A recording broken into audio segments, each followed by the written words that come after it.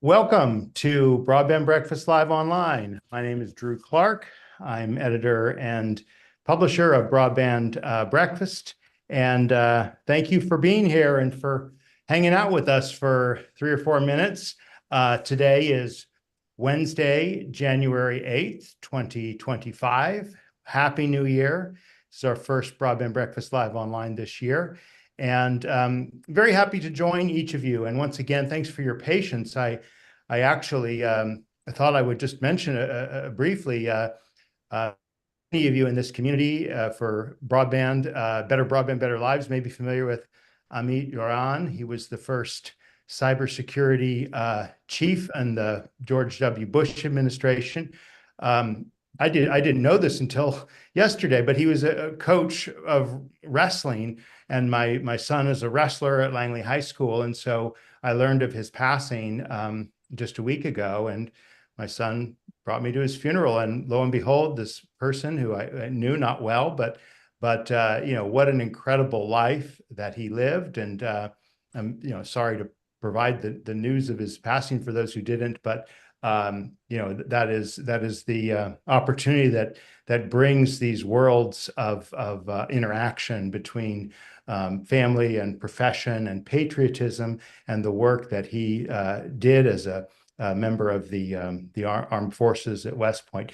But we are here today to ring in the new year and to talk just a little bit more about the Biden administration and how the Biden administration has approached broadband. And that's what we've assembled this group together to talk about today. As many of you know, we have this event every Wednesday, except for holidays, right? Like the last 2 weeks, where we talk about how we get higher capacity internet and what happens as a result of it, how we have the better lives portion, how that translates into better education, better healthcare, better opportunities for telework, telecommuting.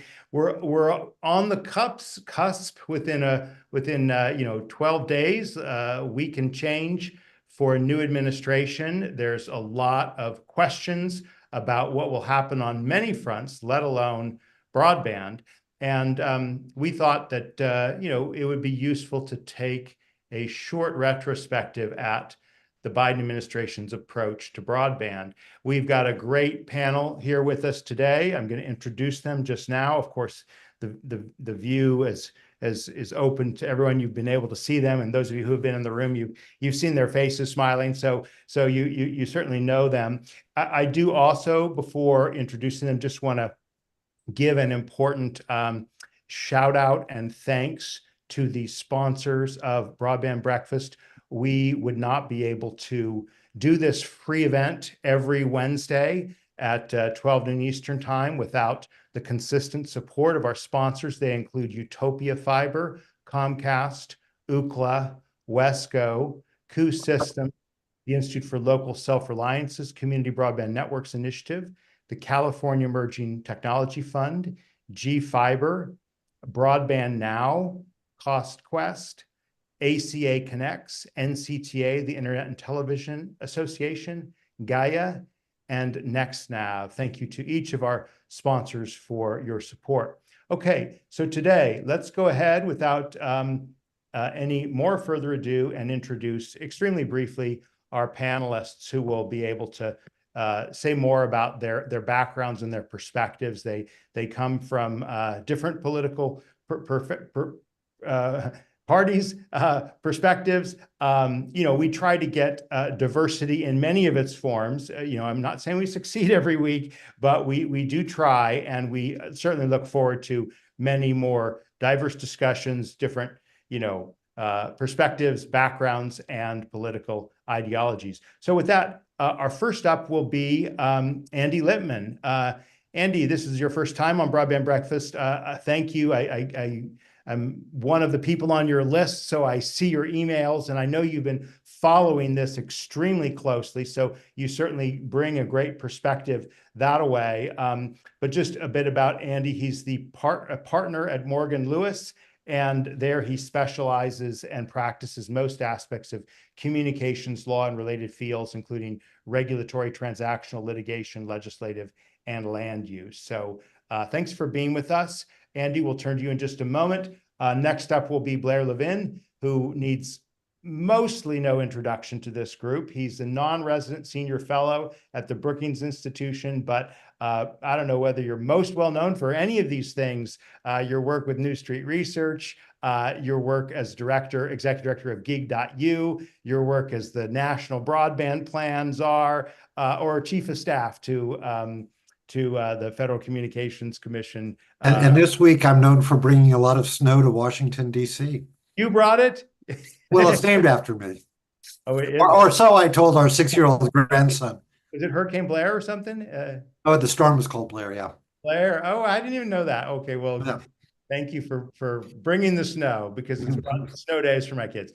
Following Blair, we're going to hear from Armand Musi. Thank you for being with us. I hope I got your name right. Armand, you've been on before talking about the RIP and Replace program, but hopefully you can speak more. You're the president and founder of Summit Ridge Group, with more than 15 years of equity research, investment banking, and consulting experience. And you, of course, have done dozens of financial evaluation, strategic analyses, business development, corporate governance, and business plan creation assignments. So thanks for sharing your perspective on looking backward in the Biden administration. And last but not least, Joe Kane, thank you. I think you've been with us before, Joe, right? Yep. Well, he's the director of broadband and spectrum policy at ITIF, the Information Technology Innovation Foundation, and previously he was a tech policy fellow at R Street Institute and has also worked at Mercatus Center. So thank you again, and let's turn it over to Andy to give us your thoughts. Thanks, Drew. I've been hungering to get on broadcast breakfast for quite a while. It's really an honor. I head up our telecom practice group at the Morgan Lewis law firm. We have over 25 lawyers who practice telecom law exclusively. We like to cover the waterfront, more specifically here. We've been very active for decades in terms of broadband funding. We represented about 24 clients under the Obama administration that got funds under BTOP. And I'm delighted to say that our clients collectively received 28% of all the funding out of the mid-mile program. And we've been very active on RUS and BEAD and other programs. As you indicated, I write a weekly report every Friday on broadband funding, and anybody that would like to receive it, please just send me an email at andrew.lipman@morganlewis.com. All right, but don't you have anything more to say? Do you want me to start answering the questions or wait? Well, and I apologize because I wasn't a part of the prep call. If you'd like to say, just give us a little more context, 2 or 3 minutes, about what you see as the most important aspects of broadband infrastructure that the Biden-Harris administration has been responsible for, in your view. Great that you were able to reference, BTOP in the Obama administration, but what's the unique legacy that President Biden has brought to this topic matter? So I would give Biden a B appropriately on broadband policy. Harry Truman once said, as president, you get credit or blame for things which either you did or didn't do. Clearly, the accomplishment of Biden was to oversee the, enactment of the Infrastructure Act, by an 87-11 vote. I mean, you can't get that kind of bipartisan vote these days to rename a post office. I'd say the lasting, benefit of that bill is that broadband now in the future is going to be considered part of infrastructure. So I think that was clearly a huge benefit. I think digital equity plan was a huge benefit. I think improved mapping is improved. And that clearly, goes into the plus column for Biden. And I think, there were several positive things that the FCC did in terms of advanced ACAM and ACP as long as it lasted. That was also a positive. So why am I only giving Biden a B? Because I think that they fell short on a number of instances. In passing the bill, a lot of people, myself included, said that bill should have dealt with relaxing permitting and licensing restrictions, which has been a real headwind to broadband for regeneration. Unfortunately, the bill didn't do that. I think another regret is that Biden waited 2.5 years to get a majority on the FCC, and he lost some great opportunities. I think the biggest regret, though, is I think in hindsight, the Biden administration could have been more aggressive in terms of getting some congressional, wins on important issues to broadband. Particularly, when it comes to spectrum. I mean, there was a Defense Department, an executive agency that was holding up spectrum, that was holding up spectrum auctions. I think a deal could have been cut there earlier. I think another, disappointment is ACP. I mean, ACP was incredibly successful, maybe more so, 23 million homes. I think a deal could have conceivably been cut on ACP. So I think lack of spectrum authority, delaying new spectrum, ACP, and one other issue I know is close to Armin's heart, and that is I think the government should have moved a lot earlier in terms of making the rip and replace funds available.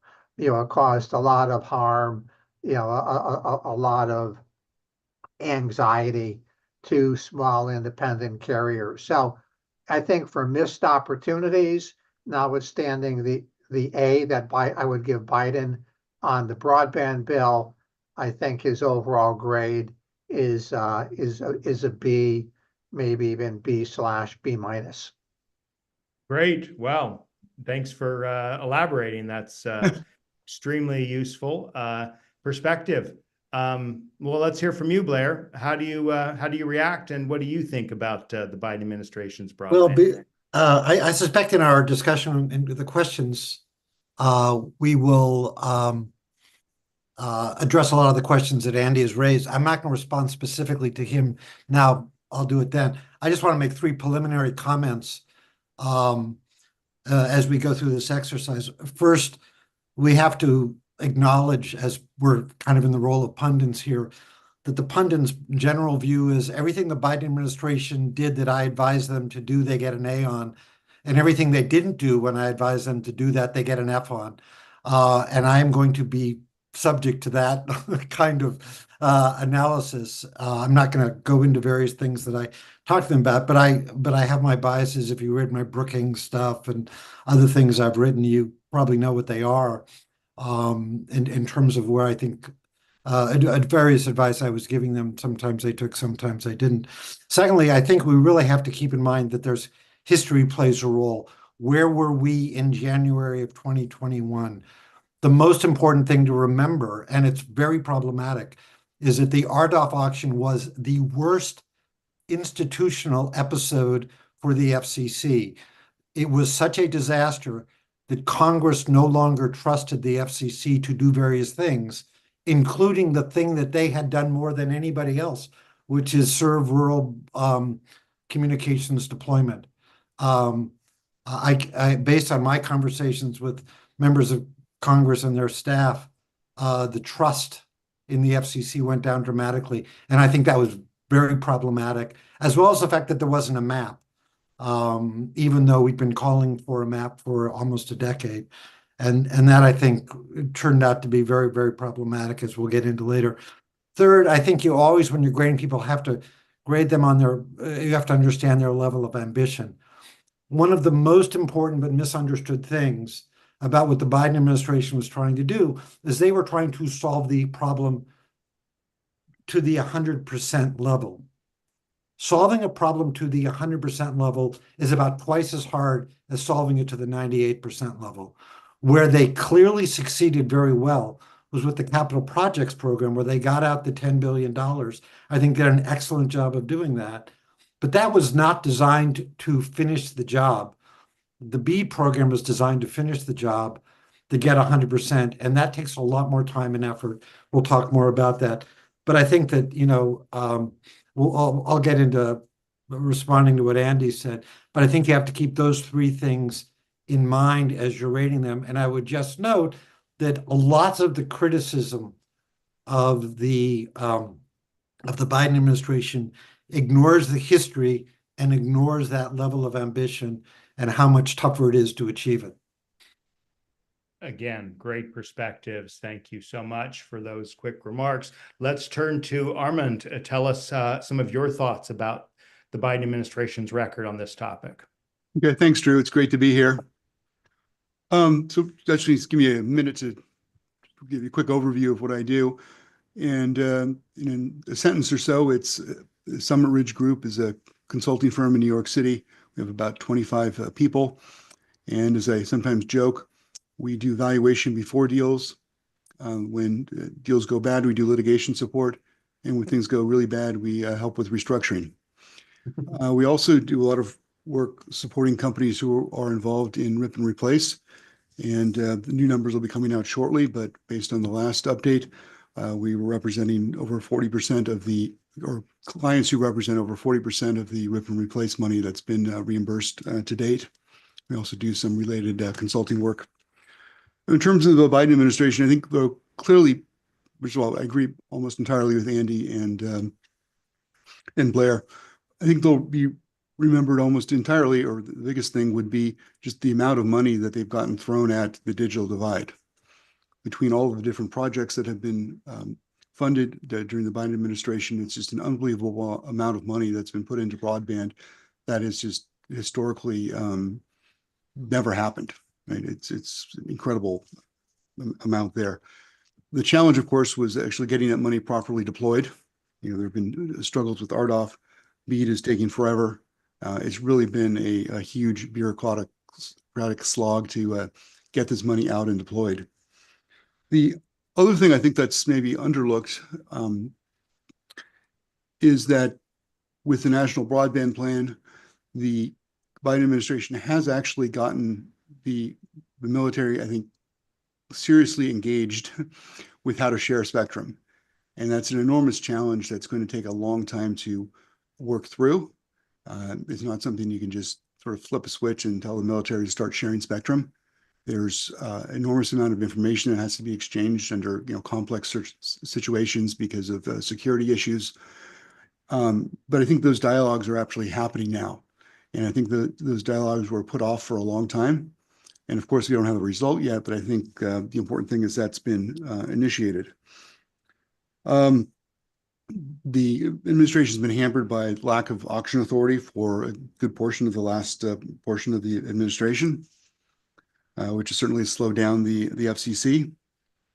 The National Broadband Plan, I think, is because it is probably less specific than a lot of people would have liked, but maybe better if it had had more details, as opposed to, I think some people would look at it now and say it's a plan to have a plan, as opposed to a plan in itself. The comment about mapping, I totally agree. We have some, there's been a huge improvement in mapping. I think that really covers the major points. And I'd probably be close to Andy with somewhere around a B for Biden's success on broadband during his administration. There were some good hits and some clear misses. Great. Okay. Thank you very much. And thanks for being brief and to the point. let's hear from our final panelist, Joe Kane, and then we'll kind of wrap into the Q&A that I've got, and I'm sure our attendees have. So floor is yours, Joe. Yeah, thanks, Drew, and thanks for having me. I guess I would agree with the other panelists that you got to start where the money is, and so I think the IIJA programs are the most important thing there. For BEAD, I would say, I guess at best, it's kind of been overtaken by events at this point, that the lack of tech neutrality is kind of coming home to roost, that we have states that are now, putting out plans that involve paying like $70,000 per location to build fiber to places that could be served by a $600 LEO terminal. And that, ITIF thought that the lack of tech neutrality was a bad idea from the start. But just kind of in the year, the 2 years prior to the IIJA being passed, Starlink launched less than 2,000 satellites. And in the 2 years since, it's launched almost 6,000. Kuiper was still in planning back then, but now there's prototypes being prepped to be launched, and they're planning consumer service later this year. And so I think that there's, some of the complaints about BEAD taking too long are overblown, I think, just because that's the nature of the statute, that there's this back and forth process. But it is just true that the satellite companies have all but solved the deployment issue before our 4-year build-out period for BEAD even starts. And I think that's part of sort of an overall mismatch of priorities for federal broadband policy. This hasn't been exclusively part of the Biden administration. It's been going on for some time, but it has not sort of reversed itself during the Biden administration. That deployment has not been the main cause of the digital divide for a very long time, but it still gets the vast majority of federal funding. And with BEAD, we're apparently just itching to spend billions of dollars on unnecessary fiber deployments. The high cost fund is continuing apace. USDA keeps making all of its grants. And all the while, affordability is a much bigger cause of the digital divide. But our best affordability plan to date, the Affordable Connectivity Program, didn't seem to be a big priority for the Biden administration. Now, of course, it's Congress's fault that went away. There were partisan barriers there, and I think primarily on the Republican side.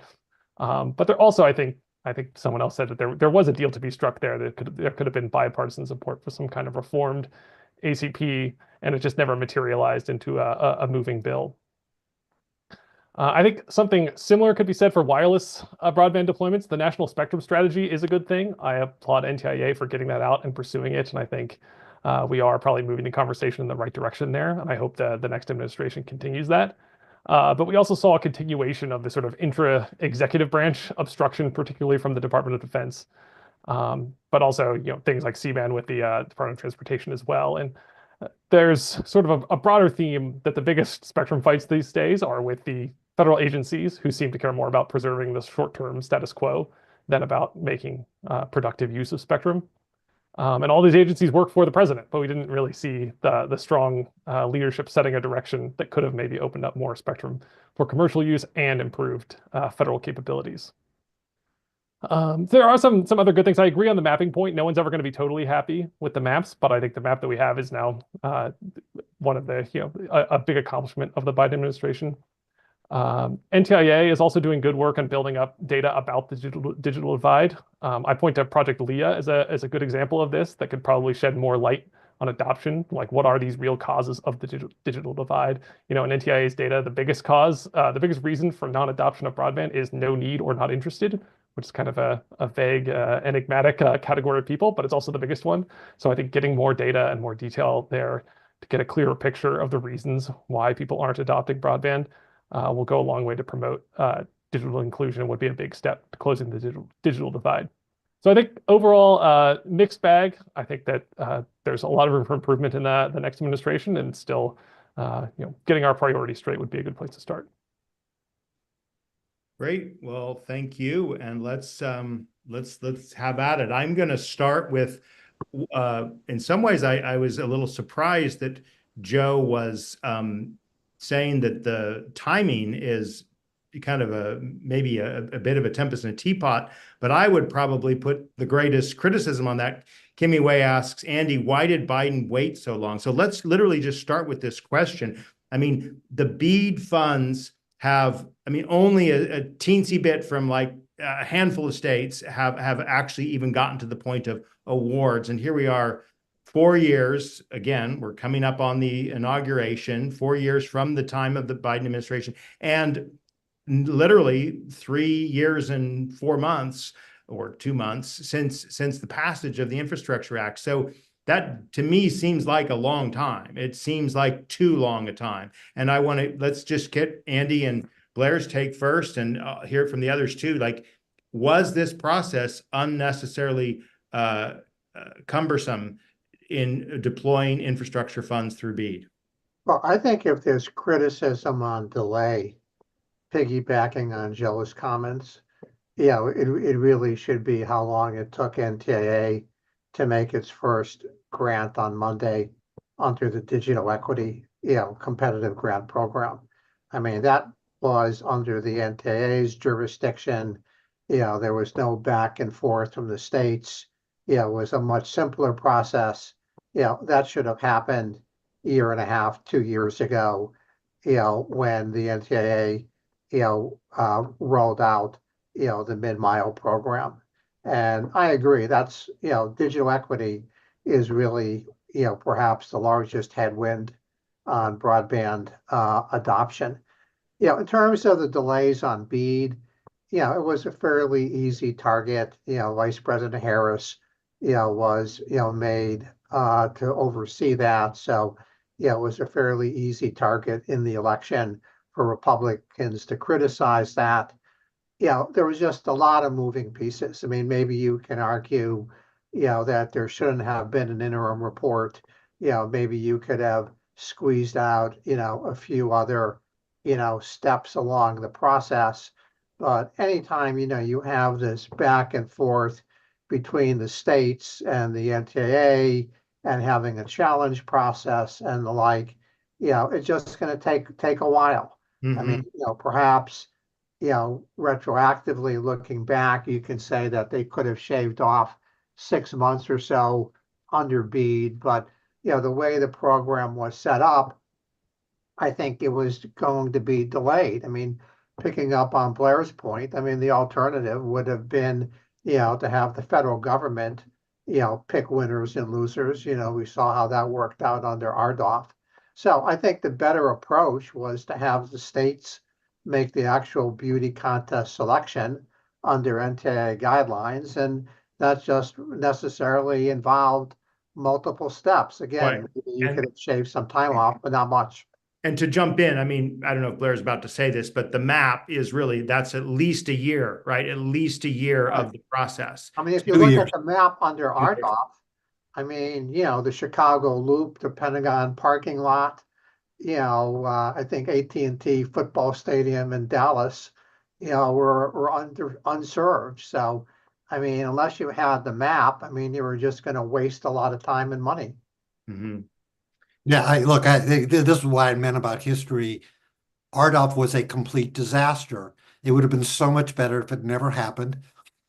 The infrastructure bill probably would have given the money to the FCC to hold one big national, let's finish it up, reverse auction, and it would have taken 9 months.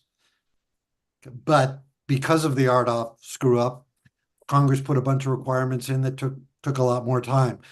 Could that time have been shaved? Absolutely. But I think you have to understand the history to get there. And if I can follow up on something Joe said, because I completely agree. The big problem for America is not the access divide anymore, it's the adoption divide. Something that happened that not many people noticed was the original draft that the administration supported was $80 billion for broadband deployment and just $6 billion for adoption. And that ratio, which is about 14-1, got changed to where it was about 3-1. And that's something that I think they were absolutely right to do. Unfortunately, they didn't have an appropriate political strategy or administration strategy. And by the way, the FCC blames, to me, bears a lot of responsibility because the FCC officials should have been much more active in designing a long-term affordability solution. But you have to give the administration some praise for realizing the error of their initial approach to spending way too much money on access and not nearly enough on adoption. Hey, all Armand and Joe, you want to weigh in on this point about timing and speed? Yeah, so I mean, I don't want to be an apologist for the Biden administration, but part of the challenge is that these are extremely, on average, rural areas. We're not talking about building out in McLean, Virginia. We're talking about really, really tough areas where there are not really many people with providers. There's nobody with a crane. And just getting the estimates and getting reliable estimates of what it's going to cost to build out in some of these areas is not easy to do. And then when you actually get the estimates, they're going to be qualified with all kinds of caveats that then have to be reviewed and have to be followed up with to see if you're really getting what you expected to get, because you're talking about building in areas where these guys just have not built before, where there's no place for people to, workers to stay overnight, all kinds of things that you have to run into. The other thing I'd like to follow up with and probably pile on to what Joe said is the emphasis on fiber on all these programs was, I think, terrible. And that's, I think, almost entirely because politicians love fiber because it creates jobs in every congressional district.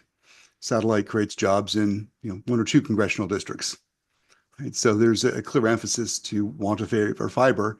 And I think they had to run into it head first on the actual cost of what it takes to build out to some of these areas where you're talking about the cost of serving some of these homes are more than the homes that cost themselves.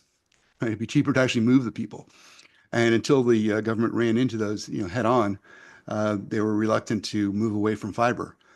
But fortunately, they are seeing that, and I think the BEAD, at least the BEAD restrictions on satellite are starting to soften a bit, and so we're seeing a little bit of progress there. But it may have been just part of a necessary process that had to be gone through. Thank you, Joe. You've made this point before, and you were on the other side of this one. You said it was a little to do about nothing, but what do you say to my criticism and those that the others have made too? Yeah, I guess I would say that it's not that the timing is not a problem. It's I didn't want to blame the Biden administration for the process that was created by Congress in the legislation. So it's sort of that fundamental structure it was always going to take a long time. I do think that we've been talking about this, shaving time off. I do think that the NTIA added more requirements that took more time than they had to. Things like Buy America, workforce requirements, the middle class affordability stuff that also just kind of erodes interest in the program from the outside, was going to make fewer ISPs showing up to bid. Treating it like a jobs program, like Armand said. There's sort of like the everything bagel liberalism showing up, saying we want to get all of our policy priorities covered in one program, rather than saying, look, we just want to finish broadband deployment, so let's just do that as quickly as possible. It would have looked a lot different. Yeah, we're getting a lot of great questions. Remember to put your questions in the Q&A. I can't resist bringing Larry Strickling's question forward. He was the NTIA administrator under the Obama administration. I believe he was confirmed in June. And so he asks, shouldn't the grade of the Biden administration be heavily influenced by the failure to propose a third commissioner to the FCC and the failure to get a new NTIA administrator confirmed before a lot of decisions were made on how to structure the BEAD program, many of which Ted Cruz now wants to reverse? What do you all say to that point, briefly, because we want to get to other topics too? Can I just make a couple of observations? Number one, we have to give the Obama administration a lot of credit for moving spectrum from government uses to private uses. Larry deserves a lot of the credit. I would grade the administration poorly for not bringing Larry back to do exactly the same thing. But secondly, I actually don't think it mattered about the FCC and how long it took to get Anna there, because the chair, Rosenworcel, did. Like what did she need a majority to do? I mean, she didn't. It's not like she had a big plan to do a lot of things differently.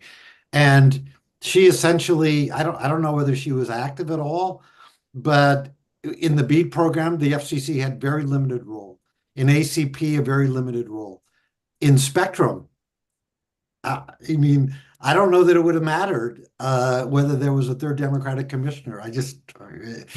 There was a problem there. So I don't think that was right. I do think that, look, these things, they never happen at the right time, right? Because there are these moments where Congress wants to spend money and then it stops for a long time. You had momentum to do this. yeah, we could have thought it through better, but that's not the way Congress works. Yeah. And having watched this for a long time, we may give the Biden administration certain grades. We should also, to be intellectually honest, ask ourselves, what grade do we give everybody else? Obviously, I'm biased toward the Obama administration, where I worked with Larry in developing the National Broadband Plan, but we had no money. So the plan was better, Well, you had but money, but there was no money 7.2 to, billion for broadband. So pardon? you had no money as the head of the National Broadband Plan, but there were 7.2 billion for broadband in the Recovery Act. Right, which was passed at the same time as the plan. But what I was told was, be bold, be creative, do anything you want, except don't ask for more money. In other words, there was no money for a BEAD-like program. Okay. And by the way, if we had done it, we would have also chosen the wrong technology.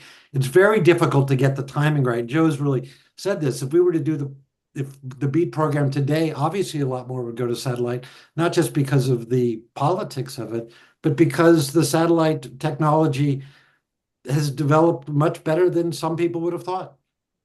Well, If I could just piggyback on that, I mean, I think Larry's point is spot on. I mean, it was clearly a missed opportunity. I mean, I think, that the FCC chair, I think the White House and others should have been more active in terms of moving legislation forward. I think they were largely passive in terms of dealing with Congress. I think using the bully pulpit of the FCC chair, using the much larger bully pulpit of the White House, they could have pushed through things like eliminating some of the franchise fees and other local municipality barriers. I mean, I think they could have moved a lot more quickly on getting the FCC spectrum auction authority. I think they could have, twisted some arms at DOD, to, reach an agreement earlier on spectrum, particularly 3.1 to 3.45 gigahertz. I think clearly they could have moved earlier on rip and replace. I mean, as I said earlier, I think a deal could have been cut on ACP. I mean, it's a question of money. I mean, you can draw a line, in multiple areas. So, I mean, to me, that was really the big opportunity, not so much that it took a while to get, Anna Gomez on, and maybe, that they've stayed too long trying to, find the opportunity for Gigi Son on the commission. But I mean, I think, other administrations, on telecom, have been much more interventionist in terms of dealing with Congress. Yeah. Yeah. And there have been so many great issues raised here. I mean, including the spectrum, and I probably would want to come back to that too.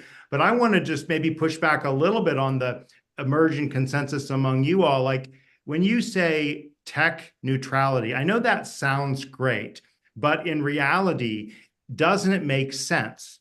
Okay, feel free to push back, but doesn't it make sense for the administration that has a large amount of money to invest to preference a technology that is more likely to last, fiber, right? That is more likely to have a substantial impact on the value of properties, right? As we just have a nice quote here from on our questioner, Michael Pitch. He points out, imagine our ancestors managing to run electricity to these sites. They put the pathways in place for us. We just have to follow their paths. Let's just take this for a moment. Like maybe 70,000 is too much, but I mean, if we're just going to pour money into satellites or wireless. I mean, again, wireless is a little different because you got to push fiber deeper into the neighborhoods, right? But I guess I just want to, hear you all's argument against why the Biden administration perhaps appropriately put an emphasis on fiber. Well, I think it depends on what you're trying to do with your broadband policy. If you're trying to deploy a lot of fiber, then yeah, spending a lot of money on fiber makes sense. If you're trying to close the digital divide, then spending all of your broadband money on fiber, when that is a vanishingly small reason for the digital divide, is a bad policy. That if you can spend less money to serve people as cheaply as possible, and then spend the rest of the money on adoption programs, that will do more to close the digital divide than you'll get by spending tens of thousands of dollars to build fiber to places. I think you also mentioned impacting the value of people's properties. Like that seems to me the sort of thing that the government should not be investing in, because the private beneficiaries should be investing in that for themselves. I think when you I look also at any of think these programs, a disproportionate amount of money goes to just a few households that are really, really expensive to serve. Sorry, I didn't mean to interrupt you, Joe. No, that's good. We like interruption. Blair, come on. What do you think? Well, I just to make it, to, again, emphasize the point that Armin's making. There's this curve where, you know, to get to 98% costs order of magnitude 5,000, and then to get from 98 to 99, you're now in the kind of 20,000 per location, and then from 99 to 100, you're going up, and you know, often it costs more to connect the home to the fiber than the value of the home. And you have to ask yourself, you know, one of the things we did in the National Broadband Plan was propose that there should be a limit to how much USF subsidizes an individual location. And the rural telephone companies went nuts criticizing us for it. But obviously, I happen to agree with that policy. Look, I think that question of fiber and versus satellite, well, I could debate it a long time. I don't hold myself out as an expert for that.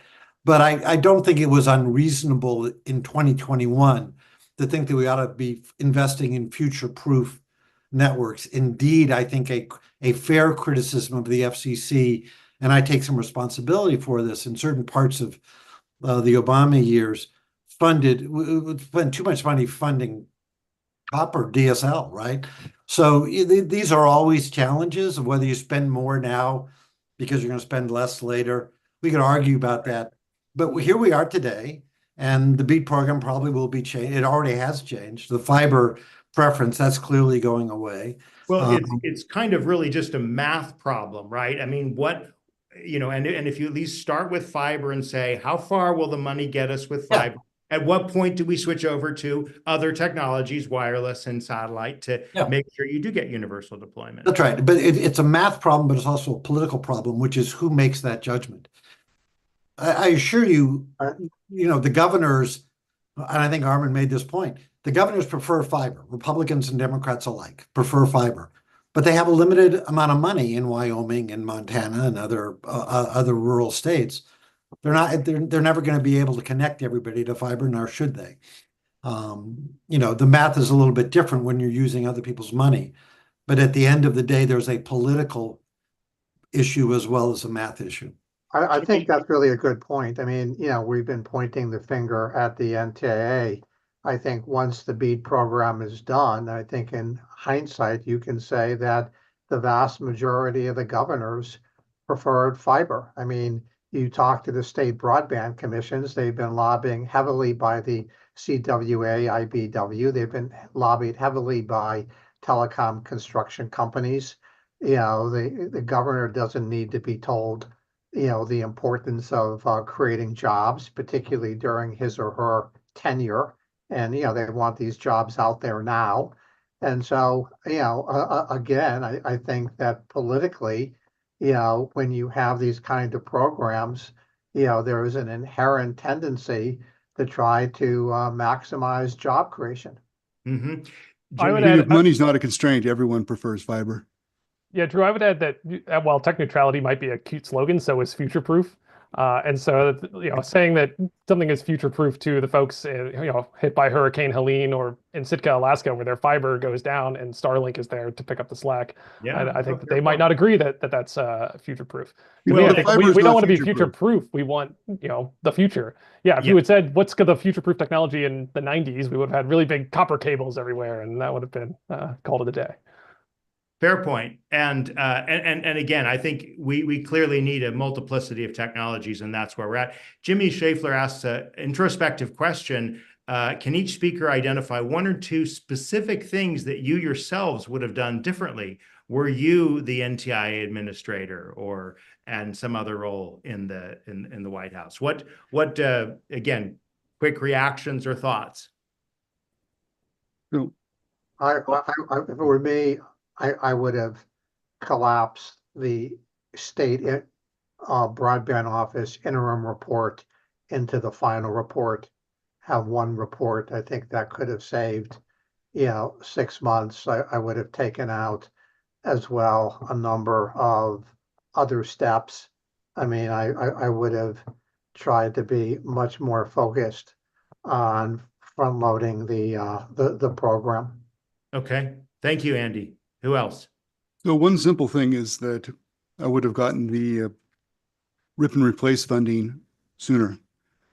What they did is really, I think, cost the FCC a fair amount of credibility because essentially it was put out as a sort of a national security issue to get this equipment out fast. And companies who went out and tried to replace their equipment, or Chinese equipment, as fast as possible, those are the ones that ran out of money and are sort of waiting for Congress. And so on one hand, it's a national security priority. On the other hand, Congress won't pay for it. And the people who took the FCC seriously and did what they were asked to do to get it out quickly were the ones that ran out of money, have been struggling, and now have to restart their programs at a higher cost. And that's really, I think, erodes kind of credibility in the institution. Yeah. Yeah, the FCC lost a lot of credibility for a lot of different things. And I fundamentally agree with the comment that I think Joe made about there was an everything bagel approach, that it should have been much more focused. It should have been the main thing is to make the main thing the main thing. The main thing was deployment. You could have gotten rid of some steps. But the one thing I really wish they had done was very early on and this will sound like it's off topic, it's not, had the Center for Medicaid and Medicare Studies do a study on what COVID has taught us about the future of the delivery of healthcare. The future is clearly much more significantly on telehealth. Medicaid will save money if everybody is online, and it is their constituency is the constituency that is the most offline. And so if you do that study, you can then on an actuarial basis justify the giving of subsidies to low-income people. That does not cover everybody who is on ACP, only about 75 to 80%. And I'm a big believer in if you can solve 75 to 80% of a problem, you should do that, and then you move on to try to solve the rest. But we could have replaced the ACP program with a voucher program based in Medicaid, making it much more difficult to get rid of, but also saving the government money. And I would just say politically, the administration and the FCC emphasized ACP because it helps poor people. It does. And I'm sympathetic to that. And I think that's a great thing. But as a political messaging matter, much better to say ACP saves the government money and prove it. And it would. Yeah. But you needed studies better than what I could do to prove it. Joe, you want to join the others and offer your thoughts? Sure. I guess I would say, things we've been covering, I would have made BEAD truly technology neutral, set the extremely high cost per location threshold at like $1,200, and then not approve plans that would go above that. And then, yeah, I would agree on cut a deal on ACP to make it sustainable. And yeah, it's change our priorities so that ACP rather than continual infrastructure funding was the main federal broadband priority. Let's include a couple of, again, great questions. I can't keep up with all of them. Quickly about spectrum. Lost opportunity or meh? Rip and replace. We do have a skeptical questioner asking, could you please tell us why this $3 billion was an important priority, Armand, right? Let's just take those two. So spectrum and rip and replace. Yeah. Spectrum, it's probably not as big a loss as maybe you might think initially, because under PI, an enormous amount of spectrum was auctioned. So carriers are still dealing with to a certain extent, an oversupply of spectrum that they're working through. So not having spectrum auction authority, I don't think was quite as bad as maybe some people make it out to. Rip and replace is very important because you're talking about small carriers that cover, in general, rural areas where oftentimes they're the only provider. And they were told to get rid of their Chinese-made equipment and that they would be reimbursed for replacing it. These are companies with very thin balance sheets that could not afford to do it themselves. And if they're forced to rip it and don't have funds, they're not going to replace it. And you're talking about very small communities losing their only wireless connectivity in many cases. And they were promised to do it, and they went ahead, and unfortunately, Congress didn't live up to their promise to reimburse them. And there's concerns about consolidation of the industry. That would only force many of these smaller carriers to fold into the larger carriers maybe sooner than would have happened otherwise.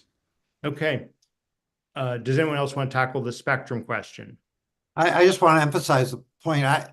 It's not at all clear to me that it wasn't about spectrum authority. It was about the availability of spectrum to auction. It wasn't there.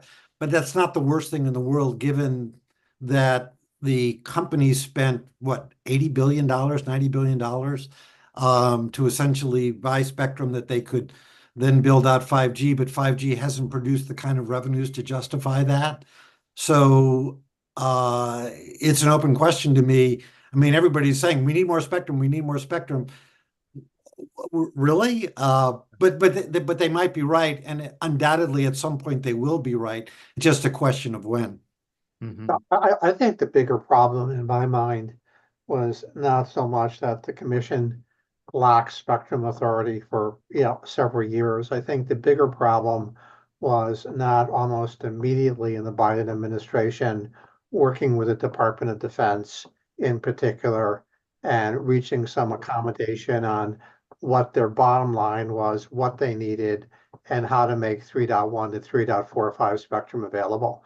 What we saw in C-band, CBRS, it takes a decade basically from beginning to end to free up spectrum. I think 3.1 will take even longer.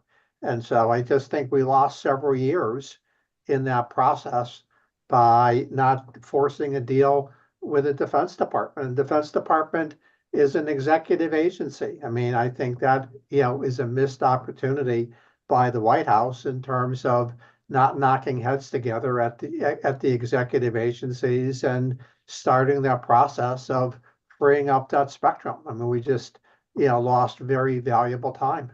Mm-hmm. Yeah, and I would say maybe spectrum auction, not having spectrum auction authority might not have been so bad for sort of the immediate connectivity needs, but I'm interested in getting spectrum into the market so that it can be used productively. And auctions are a tool to do that, especially because they often come with a legislative mandate to actually move spectrum into the marketplace. And that kind of is the way to break the logjam of, DoD won't do anything. If there's a legislative mandate behind it, they are more likely to. And auctions are also good because that's when, Congress cares when there's money in it for them that they get to spend. And we do that via auctions. But yeah, I think finding out what we can do when we have abundant commercial spectrum, whether that's licensed, unlicensed, or shared, I think that's something we'd like to find out. And so let's make the spectrum abundant and then see what people do with it. Okay, so let me just interrupt again. So I think there is abundant spectrum. The carrier, it has been moved into the market, but the carriers aren't really building it out at the rate that was expected. That's why you're seeing the tower stocks underperform. And that's why you're seeing Nokia and Ericsson have both had over 10,000 layoffs. The industry has really slowed down its deployment of 5G, largely because they're not seeing demand for it. The killer app hasn't come out other than fixed wireless, which is significant. And by the way, it could be a big boon to rural areas and sort of a halfway point between fiber and satellite for many areas. Yeah. But I think there's a lot of spectrum out there that's just years from being used or fully used. I want to bring at least one last question in, and you know that I was going to ask it. We spent most of this hour being critical, right? We made a lot of criticisms of the Biden administration and its stewardship of broadband policy, cognizant that it needs to be compared against what's gone before. And here, the past is prologue. One Trump administration is now being followed by another Trump administration. So, what successes from the Biden administration should incoming Trump administration officials be willing to listen to and learn from? And I want to hear from each of you. Again, maybe this can be our final question. Let's go in the same order we started in. Andy, what are the successes that you hope the Trump administration will take and improve upon? Well, I think the biggest success is making broadband part of infrastructure. I think that transcends, the historical desire to make low cost broadband available. I think there are a myriad of advantages to infrastructure. I think another success is moving on digital equity. I mean, that to me is really the big headwind, adoptability as opposed to deployment. I think another, success is requiring that grant recipients have skin in the game by having a matching share. I mean, I think that could prevent, future RDOFs, and the like. And I also think another big success is to have the decisions being made, in terms of broadband deployment, by the states, rather than father knows best on the federal level. So, I mean, and finally, I think, having some flexibility on Buy America and not having a very rigid Buy America program, but having some. And I think an advantage of that is it, encouraged Ericsson and others, to build factories in the U.S. and Yeah, create Nokia jobs. So, certainly did that, yeah. right. So I think there's definitely some successes that could be, carried forward. Thank you. And Andy, thanks for being with us and giving your perspectives. Blair, what are your thoughts? What The most important thing was they put their money where their mouth was. And that was more than other administrations, right? There was a big effort with financial capital. Now, what's going to happen is, and I can safely predict this, definitely within 2 years, Trump will claim total victory, that the access problem is solved. In fact, Joe, in a way, already signaled that it is solved because satellite kind of covers everywhere. So that's a success, but it's not a success they're going to duplicate or give credit to the Biden administration for. They'll just claim credit for having done that. The one thing that I would urge them to take seriously, and J.D. Vance was a big supporter of the ACP. You can do it in a variety of different ways. I don't think my feet are in cement on any particular path, but fundamentally we need some support mechanism for low income that is not covered by Lifeline. And of course, USF itself is on thin ice because of the Fifth Circuit decision. But I would hope that Vance's voice, which we actually haven't heard a lot of recently, gets re-energized on this notion of making sure that not only do all Americans have access to networks, but that they can afford some entry-level service. Great. And thank you, as always, Blair, for being with us. Thank you. Armand. Sure, I'll echo what's been said before, but also add something. First thing I think is that, Biden made broadband access a priority, and hopefully that will continue. I do agree that maybe the next step is focusing on adoption. There's another area that we haven't talked at all about, so I'll bring it up here at the last minute. And that is, like, another success is Open RAN. There was a huge push to support Open RAN in some initial funding, and I'm usually not in favor of the government trying to figure out which is the next technology. But I think by creating national test beds and other research initiatives, you've kind of gotten Open RAN off the ground, which going forward may lower the costs of a lot of the equipment that's used to deploy wireless networks and have a big impact on pricing, not only in the US, but also around the world. And maybe that's a topic for another week. Indeed. Thanks for reminding me. We haven't done enough on Open RAN, so appreciate the bringing that up. And thanks for being with us, Armand, again. And thank you. Happy New Year to you and all of our panelists. But we get one more last word. Joe King, tell us your thoughts. What should Trump administration, Trump 47, listen to and learn from the Biden administration? Yeah, I would say the first one is keep gathering good data, keep improving the maps, and then at NTIA, keep ferreting out the reasons people aren't adopting broadband so that we can craft policies to address them. And then on spectrum, keep moving toward interagency collaboration on spectrum. I don't think we're totally there in sort of a sustainable, solving all the conflicts point yet, but I think there are ways for all parties to benefit, and I think keeping that dialogue going in the right direction would be a good step. Awesome. Well, before we go, I just want to remind our listeners we'll be back next Wednesday, as every Wednesday at 12 noon Eastern time. Our topic is TikTok toast?